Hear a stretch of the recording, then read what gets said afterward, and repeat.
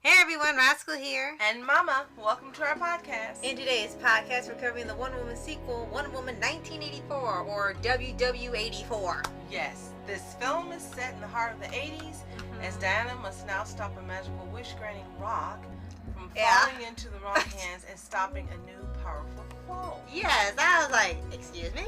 Before we start, be sure to like, subscribe, and occasionally updates on future podcasts and more than pause videos. Absolutely. And before we start, you were explaining to me that the guy who plays the bad guy in this movie plays the Mandalorian on Disney+. Yes, he does, and that's become one of his most standout roles, just period. And we haven't seen that series yet, but we've seen people praise the heck out of this actor and say he's brilliant as the character, and they really love him as one of the best Star Wars projects to come out in years. And seeing this movie, not seeing the Mandalorian yet, I can see why they like him, because he was probably the most standout character in here other than Gal Gadot as Wonder Woman. Mm-hmm. Because you were very convinced he was what did you say? Maniacal and a con artist or crazy as heck. You were convinced with every step he played as this character. So, this one was really different from the first Wonder Woman movie. If you've seen the first one, then you know exactly what we're speaking of. The first one was just outstanding. This one, for me, was not as exciting as the first one. The plot hinged on Diana caving in and making a wish like some of these other people did. Right. And then she got her wish. And then she was so wrapped up in her wish, she really didn't even want to be Wonder Woman anymore. Before we get to that, we can talk about Kristen Wiig being Cheetah. Which was to us, a very strange choice playing the character. And it looks like this version of Cheetah has been incredibly revamped. They almost, in a way, she's almost like a live action version of Catra, just not as catty or anything till towards the end. And I didn't think about this till now. I remember when Halle Berry played Catwoman and she got a Razzie for her performance, and then Kristen Wiig got a Razzie for her performance. And I didn't think about it till now. Her role was almost exactly like Catwoman's. In here, she played a mousy woman who wasn't confident, who didn't speak up, who didn't think she could do anything, and she was loving Diana Prince, and she wanted to be her, she wanted to be her friend, and she kept praising her and all of this. And then when she got the rock, she got her wish, and then she turned into something different. If you remember, Catwoman was the same way. Her character was a mousy type person who was not confident, she didn't speak up, everyone walked over her, and then when she died and the cats brought her back, she turned into this incredible, confident, bold character. It was the same thing for Cheetah. So yes. Here's the thing, if they hated that movie so much, why did they turn around and give this character the same darn backstory and the same darn backstory and the same outcome? It's the same story. Yeah, it's like it was rehashed. Absolutely. And on top of that, there were points in this movie where it has some good concepts and good ideas. Like, so far the villain written the entire time was perfectly done. Pedro Pascal playing the villain was really the true villain of the movie. They tried to sneak into with Cheetah, but she didn't feel like she was really much of an antagonist until it got to like the last quarter of the movie because of how she's been the whole time. But you knew where it was coming from because of how mousy she was in the beginning. Because you know how this turns out, a mousy person wants to be not mousy, they turn into a jerk and they get power in these types of stories. So it sort of failed to bring in two deadly villains and only really had only one. And at least to us. Yes, and what really messed it up is they didn't convincingly make her look like a cheetah. She didn't look like a cheetah. No, she looked like she was in the movie Cats. Like they took out her character and they used it somewhere else. And we were really hoping they were really gonna make her look like the animated character. Well, failed. They didn't. Right? Like it was so weird how they did that. And somehow I knew it was like they're gonna save it till the end and she's gonna look like a cat. Sure enough, got to the new movie and you have all these depictions of cheetah in animation and they get none of it. Right. Now, in this version, they sheroed Steve Trevor. Yeah. She made her wish, and his consciousness, or his spirit actually, because he's dead Gone in the for first real, movie, yeah. his spirit entered another man, and she got to enjoy his company and being around him and everything she wanted to do originally that she didn't get to do in the first movie. The problem for me, and I know for you as well, was that she didn't seem to care what was happening with this guy. Yes. She didn't care that he took over someone else's body and mind, and they showed us what he looked like. And she says, it doesn't matter, I just see you. Okay, that's wonderful, that's lovely, that's sweet, but this was somebody else that you took over their mind. Yes. He took over their mind and body, and you were okay with it. Yes, and this actually caused some controversy when the movie first came out, though a lot of people don't talk about it now, I guess because they wanted to keep the attention for the movie positive, that a lot of people were a little concerned or just felt disturbed with the fact that she did things with Steve in another guy's body, and the guy was just unconscious the whole time, unaware, and she did things we can't say on this podcast, and there was no consent from the guy that Steve was in. So it really was sending a really mixed message, or just a flat out bad message about this character, this portrayal of the character in this sequel, because normally Dinah had respect, you know, unlike the other Amazon, she had respect for both women and men. When they approved themselves, she had respect for them.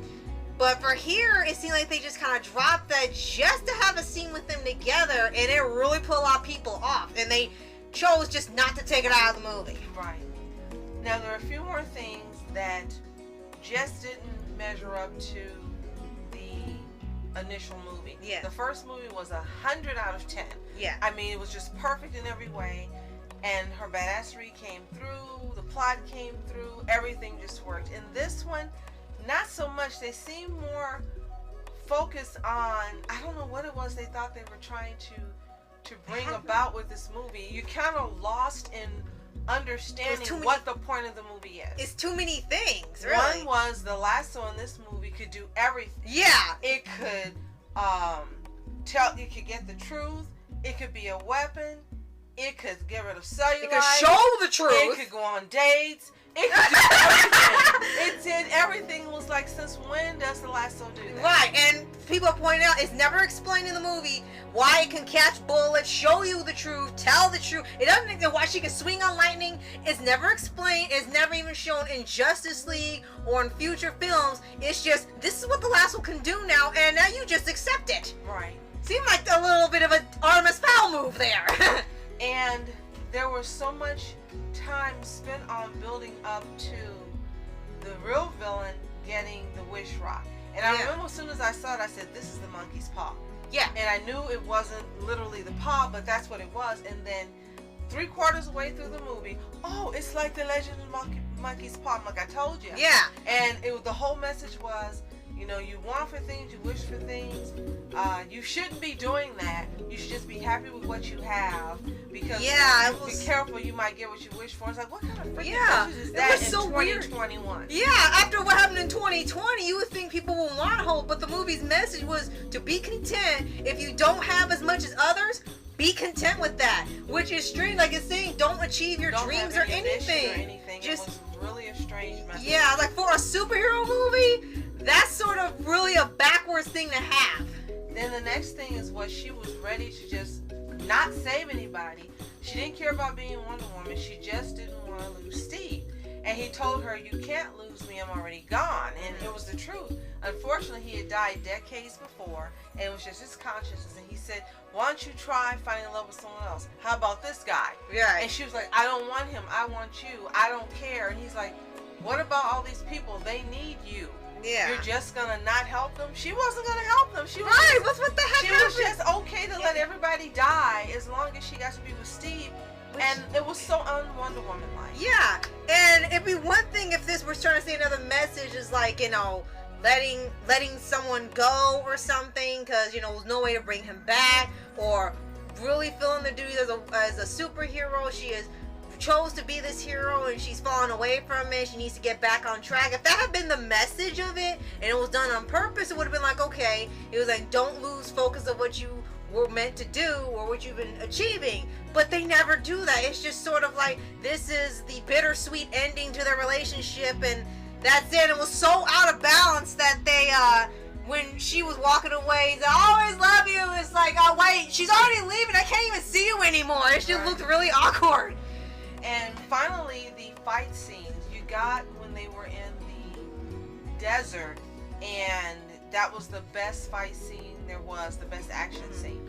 But most of it, she was doing ballet and pirouettes, and we didn't understand why. Again, the first movie, it gave you so much to look forward to, and it set a very high bar. And I don't believe it wasn't because the studio couldn't reach that bar or surpass it. They could have. I think they didn't want to. I think they were so concerned about how much money they were putting in, offending people, what kind of mindset that the country was in, and they didn't want to sit and focus on things they thought might upset people. But people want to get back to normal. You had an opportunity with this movie to do it, and you just dropped the ball. And the greatest dissatisfaction was not taking that Cheetah Wonder Woman relationship that we've seen in the animated series and the comic books and bringing it to fruition. You half-assed it. They fan-fiction there's no other way to do it. It just was so lacking, so disappointing, so wrong. Yeah, it felt more like they were doing a fan fiction type thing where they reimagined Cheetah as, once again, which seems to be a trend with Marvel, both Marvel and DC. The villains are the victims, and you need to feel sorry for them. So what if they maraud all these people innocently, and mostly for her, she went after guys who did her wrong or something? It's just, oh, you feel sorry for her because she didn't have the best of luck with her workplace, and she felt as if she wasn't being important where her job. It's like, get another job. It felt like they were saying another message that wasn't really that positive for the character or for the audience. Like, she was in the right for beating up all these people. Like, it was okay because she's trying to be a stronger person. You don't get stronger by beating up people. And we understand she was supposed to be Cheetah, but it just didn't fit what we've seen as depicted for her character and what happens between she and Wonder Woman. The good things that went about this movie: 2 women headline. The special effects were great when they did decide to use them. As you mentioned, the real bad guy was excellent, fantastic. Yes. He far exceeded the other characters, which is really kind of disappointing because it looks like the point was having this movie is going to be the 2 main stars to be women, and then you didn't give them the starring role. Exactly. He outshone them. And it wasn't because of their acting and their ability, it's because of what you gave them, the content, the scripting, and how you made this movie move forward. Right. So you can't blame them. You can only blame the ones who wrote it, produced it, and directed it. Right. So if there is a third Wonder Woman movie, I hope that it definitely is not like this one. And the last thing we definitely got to mention that you mentioned while we were watching the film itself is that they didn't take advantage of the 80s setting. They just kind of threw in all of the things you know if you lived in the 80s or know about the 80s, threw all of it in the first 10 minutes, had her save some people from bad guys in a mall with the cheese superhero music, and had that lightheartedness to it, like a shout out to the old TV show. And then after that, they kind of don't focus on anything from the 80s. If they hadn't told you it was 1980s, you would have to figure it out because they just kind of drop the feel of it, and they kind of made it sound like in the trailer, oh, this is her in the 80s, this is how she's gonna react to being in this time period. Well, it looks like the movie didn't want to react to it either. Like they were embarrassed of it. They showed you all of the embarrassing things of the time, and then after, like, okay, this time doesn't exist now, we're gonna pretend we're somewhere else. Right. The right way to do it, watch Stranger Things seasons 1 and 2, and then you'll know exactly how to accomplish that. Right. So if you guys have seen Wonder Woman 84, let us know what you think in the comments below. Do you agree with us? Do you not agree? Let us know what you think. We really want to know. And are you looking forward to or hoping for a Wonder Woman 3? I can't imagine what decade it would be in. We would have preferred it had to gone maybe to the 60s. Yeah, like jumping the to the TV show. 80s. And then the third movie gone to the 80s. But hey, this is what we got. And if you haven't seen it, it's available to buy. Or watch digitally. Is it what streaming service? For HBO Max and Amazon Prime. Okay. So. And be sure to like, subscribe, and notification when updates the future podcasts and Mona Paws videos. Definitely. Thank you so much for watching. I'm Oscar Entertainment. And I'm Mom Entertainment. Have a fantastic day. Peace.